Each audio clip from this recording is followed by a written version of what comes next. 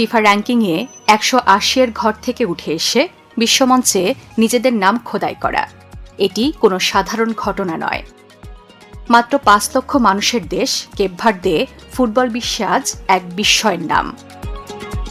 Blue sharks নামে পরিচিত এই দ্বীপরাষ্ট্রটি কিভাবে অতি সাধারণ অবস্থা থেকে উঠে এসে বিশ্ব ফুটবলের জায়ান্টদের চ্যালেঞ্জ জানাচ্ছে সেই গল্পটি আজ আমরা উন্মোচন করব।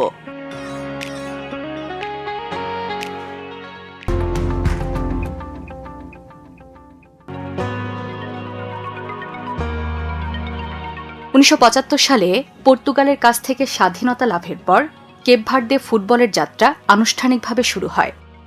1978 সালে গিনির বিপক্ষে প্রথম আন্তর্জাতিক ম্যাচ দিয়ে তারা ফুটবলের ময়দানে পা রাখে। 1982 সালে গঠিত হয় কেপ ভার্দে ফুটবল ফেডারেশন এবং 1986 সালে তারা ফিফা ও কনফেডারেশন অফ আফ্রিকান ফুটবলের অন্তর্ভুক্ত হয়। দীর্ঘদিন ধরে ফুটবলের মানচিত্রের অনেকটা আড়ালে থাকলেও গত 2 দশকে দলটি অবিশ্বাস্য উন্নতি করেছে। 2013 সালে কেপ ভার্দে প্রথমবার আফ্রিকা কাপ অব নেশনসে খেলার যোগ্যতা অর্জন করে এবং কোয়ার্টার ফাইনাল পর্যন্ত পৌঁছে সারা বিশ্বের নজর কাড়ে। এরপর থেকে তারা 2015, 2021 এবং 2023 সালের আফ্রিকা কাপ অব নেশনসেও শক্তিশালী প্রতিদ্বন্দ্বিতা গড়ে তোলে।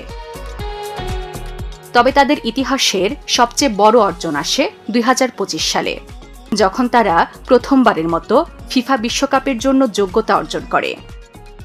2026 ফিফা বিশ্বকাপে তাদের অংশগ্রহণ বিশ্বজুড়ে এক আলোড়ন সৃষ্টি করেছে।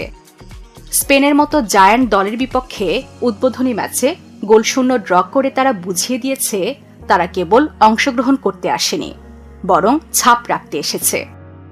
মাত্র 4033 বর্গ কিলোমিটার আয়তনের এই দেশ প্রমাণ করেছে যে ফুটবলে সফল হতে বড় ভূখণ্ড বা অঢেল অর্থের চেয়ে প্রয়োজন সঠিক পরিকল্পনা, শৃঙ্খলা এবং জাতীয় একাত্মতা। বিশ্বকাপের আঙিনায় এই সাফল্য কেবল দেশের খেলার মানই বাড়ায়নি, বরং দেশটির তরুণ প্রজন্মের মধ্যে নতুন স্বপ্ন বপন করেছে।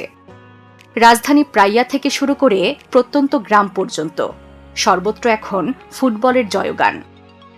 বিশ্বকাপ ফুটবল নিয়ে বিশ্বপ্রান্তরের আয়োজন বিশ্বকাপ টুকিটাকি।